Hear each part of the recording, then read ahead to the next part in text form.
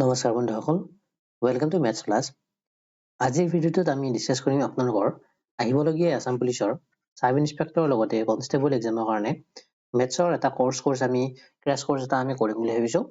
য'ত আমি মেথছৰ যিমানসমূহ চেপ্টাৰ আছে আপোনালোকৰ এক্সামৰ কাৰণে ইম্পৰ্টেণ্ট সকলোসমূহ চেপ্টাৰ আমি ধুনীয়াকৈ বেছিক লেভেলৰ পৰা হাই লেভেললৈ ধুনীয়াকৈ কনচেপ্ট ৱাইজ আমি শিকি যাম। মানে অনলি আমি ইয়াত কুৱেশ্যন নকৰোঁ, ধুনীয়াকৈ আমি কনচেপ্টবোৰ শিকি যাম। ঠিক আছে, লগতে এই ভিডিঅ'ত আমি ডিছকাছ কৰিম আপোনালোকৰ সাব ইন্সপেক্টৰ এক্সামৰ কাৰণে যি মেথছৰ সিলেবাছ কেনেকুৱা হ'ব পাৰে, কি টপিক আপোনালোকে পঢ়িব লাগিব মেথমেটিক্সৰ, সেইখিনি আজি আমি ডিছকাছ কৰিম। আৰু লগতে আপোনালোকৰ এক্সাম কেতিয়া হ'ব পাৰে তাৰো বিষয়ে মই ক'ম, আপোনালোকে চাই যাব ভিডিঅ'টো প্ৰথমৰ পৰা শেষলৈ। ঠিক আছে, তো আপোনাৰ মেথছৰ সিলেবাছ বুলি ক'লে এছাইৰ কাৰণে প্ৰপাৰ কোনো সিলেবাছ আমাৰ এক্সাম অথৰিটিয়ে দিয়া নাই, কিন্তু লাষ্ট যি যোৱা কেইবছৰত এক্সাম হৈছিল তাৰ ওপৰত বেছ কৰি যদিহে আমি ভালদৰে চাওঁ কেনেকুৱা চেপ্টাৰৰ পৰা কুৱেশ্যন আহিব পাৰে, যদি আমি লক্ষ্য কৰোঁ তেতিয়াহ'লে আমি দেখা পাম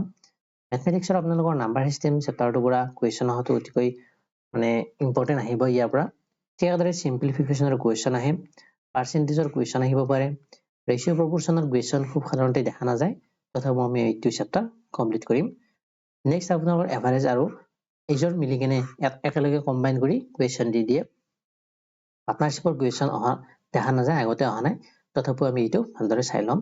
তাৰপিছত প্ৰফিট লছ এণ্ড ডিছকাউণ্ট, ইয়াৰ ওপৰত কুৱেশ্যন আহিছে আগতে, চিম্পল ইণ্টাৰেষ্টৰ ওপৰত কুৱেশ্যন আহিছে, কম্পাউণ্ড ইণ্টাৰেষ্টৰ ওপৰত কুৱেশ্যন অহা নাই, তথাপিও আমি এইটো চেপ্টাৰ ধুনীয়াকৈ ভালদৰে বুজি ল'ম। নেক্সট টাইম এণ্ডৰ এটা অতিকৈ ফেভাৰেট চেপ্টাৰ এক্সামিনাৰৰ, ইয়াৰ পৰা আপোনালোকৰ এছআই এক্সামত কুৱেশ্যন খুব সাধাৰণতে আহে, তো এইবাৰো হয়তো আপোনালোকৰ আহিব পাৰে, সেইকাৰণে এই চেপ্টাৰটো আমি ধুনীয়াকৈ বুজি ল'ম। তাৰপিছত পাইপ এণ্ড চিষ্টাৰ্ণ, এই টপিকটোৰ পৰা কুৱেশ্যন অহা নাই যদিও এই টাইম এণ্ডৰ লগত পাইপ এণ্ড চিষ্টাৰ্ণৰ যিটো দুটা চেপ্টাৰ, এইটো চেপ্টাৰ মানে ৰিলেশ্যন আছে, মানে দুটা একেই হয়। প্ৰথমটো বুজি পালে আপোনালোকে পাইপ এণ্ড চিষ্টাৰ্ণটো ধুনীয়াকৈ বুজি পাব। তাৰপিছত টাইম স্পীড এণ্ড ডিষ্টেঞ্চ, ইয়াৰ পৰা কুৱেশ্যন অহাৰ চান্স আছে, এটা অতিকৈ ইম্পৰ্টেণ্ট চেপ্টাৰ। তাৰ পৰা আপোনালোকৰ আহিব পাৰে প্ৰব্লেমছ অন ট্ৰেইনছ, অৰ্থাৎ ট্ৰেইনৰ ওপৰত কুৱেশ্যন আহিব পাৰে, তো ট্ৰেইন চেপ্টাৰটো আমি ধুনীয়াকৈ বুজি ল'ম। তাৰপিছত বট এণ্ড ষ্ট্ৰীম চেপ্টাৰটো আপোনালোকৰ কাৰণে ইম্পৰ্টেণ্ট, ইয়াৰ পৰা আগতে কুৱেশ্যন অহা নাই যদিও আহি যাব পাৰে। আৰু লাষ্টত অতিকৈ ইম্পৰ্টেণ্ট চেপ্টাৰটো হ'ল আপোনালোকৰ মেনচুৰেশ্যন। তো মেনচুৰেশ্যন 2D হওক বা 3D হওক, এই দুটাৰ পৰা আপোনালোকৰ এক্সামত কুৱেশ্যন অহাৰ খুব চান্স আছে। আকৌ এবাৰ কৈছোঁ, মেথমেটিক্সৰ কাৰণে আপোনালোকৰ সিলেবাছ হ'ব নাম্বাৰ চিষ্টেম, চিম্পলিফিকেশ্যন, পাৰ্চেণ্টেজ, ৰেচিঅ' প্ৰপৰ্চন, যিকেইটা ইম্পৰ্টেণ্ট মই সেইকেইটা টিক মাৰ্ক দি যাম বা হাইলাইট কৰি গৈছোঁ, আপোনালোকে নোট ডাউন কৰি ল'ব বিচাৰিলে নোট ডাউন কৰি ল'ব পাৰে। নাম্বাৰ চিষ্টেমটো important, simplification, percentage, ratio' and proportion important সিমান নহয়, average,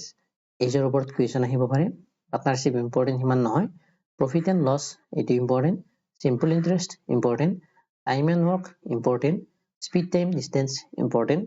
boot and stream important, তাৰপিছত মেনচুৰেশ্যন 2D and 3D, এইকেইটা হ'ল আপোনালোকৰ সাব ইন্সপেক্টৰ বা কনষ্টেবল এক্সামৰ কাৰণে আহিব পৰা মেথছৰ সিলেবাছৰ ইম্পৰ্টেণ্ট টপিকসমূহ। ঠিক আছে, এতিয়া আপোনালোকে যদিহে এইবাৰ এছআই এক্সামত এপিয়াৰ হ'ব বা কনষ্টেবল এক্সাম দিয়ে, তেতিয়াহ'লে লাষ্ট ইয়াৰত কেনেকুৱা কুৱেশ্যন আহিছিল সেইসমূহ জনাটো অতিকৈ ইম্পৰ্টেণ্ট। তাৰ কাৰণে আমাৰ চেনেলত লাষ্ট ইয়াৰৰ এছআই এক্সাম হওক বা বিভিন্ন ধৰণৰ এক্সাম হওক, সকলোসমূহৰে কুৱেশ্যন পেপাৰৰ ছল্ভ কৰি দিয়া আছে গোটেইসমূহ কুৱেশ্যন, আপোনালোকে এইটো প্লেলিষ্ট চাই ল'ব পাৰে। এইটো SI previous year question paper উল্লি কিনে আমাৰ চেনেলত গৈ প্লেলিষ্টত যাব, তাত আপোনালোকে এইটো প্লেলিষ্ট কৰি চাব, ইয়াত 14টা ভিডিঅ' আছে, গোটেইসমূহ ভিডিঅ' এফালৰ পৰা চাই যাব আপোনালোকে। তাৰ পৰা এটা ৰাফ আইডিয়া এটা হ'ব আপোনালোকৰ যে এছআই এক্সামত কেনেকুৱা ধৰণৰ মেথছৰ বা ৰিজনিঙৰ কুৱেশ্যন আহে। ইয়াত মেথছৰ উপৰিও ৰিজনিঙৰ কুৱেশ্যনো দিয়া আছে, ঠিক আছে, চাই ল'ব। তো ৰিজনিঙৰ কিছুমান ক্লাছো দি আছে, এইসমূহ চাই ল'ব পাৰে। এতিয়া আমি জনা উচিত যে কোনটো প্ৰিভিয়াছ ইয়াৰৰ, এইটো অলপ চেঞ্জ হৈ গৈছে, এক মিনিট। এতিয়া প্ৰিভিয়াছ ইয়াৰৰ পেপাৰসমূহ কেনেকুৱা আছিল যদিহে আমি এটা ৰাফ আইডিয়া ল'বলৈ যাওঁ, তেতিয়াহ'লে এছআই এক্সামৰ 2021ত পেপাৰ লৈ গৈছিল, তাৰ পেপাৰসমূহ ছল্ভ কৰি দিয়া আছে, চাই ল'ব। 2022 পেপাৰৰ কথা ক'বলৈ গ'লে এছআই 2022ত টোটেল কুৱেশ্যন আহিছিল আপোনালোকৰ 100টা, তাৰ ভিতৰত আপোনালোকৰ মেক্সিমাম পৰ্চন জিকে কভাৰ কৰিছিল, জিকে টোটেল 70 মাৰ্কছৰ কুৱেশ্যন আহিছিল, অৰ্থাৎ 70টা কুৱেশ্যন আপোনালোকৰ জিকে আহিছিল। তাৰপিছত আপোনালোকৰ ৰিজনিং আহিছিল 10 মাৰ্কছৰ, ঠিক একেদৰে ইংলিছ আহিছিল আপোনালোকৰ 10 মাৰ্কছৰ,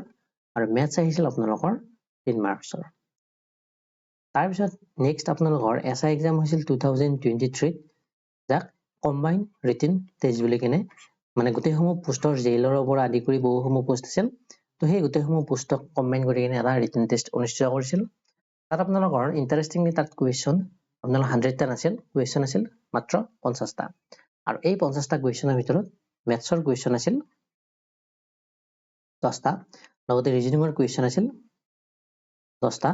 ইংলিছৰ কুৱেশ্যন আছিল এই 10টাৰ ঠাইত 10 11টা খুব বেছি হ'ব পাৰে বা এই 10টাৰ ঠাইত 10 বা 9টা হ'ব পাৰে ঠিক একেদৰে ইয়াত 10ৰ ঠাইত মেথছত 10ৰ ঠাইত 10 12 হ'ব পাৰে আৰু ৰিজনিঙত 10 7 হৈ যাব পাৰে এনেকুৱা এটা দুটা কুৱেশ্যন ইফাল সিফাল হ'ব পাৰে ঠিক আছে ইংৰাজীৰ কুৱেশ্যন আছিল 10টা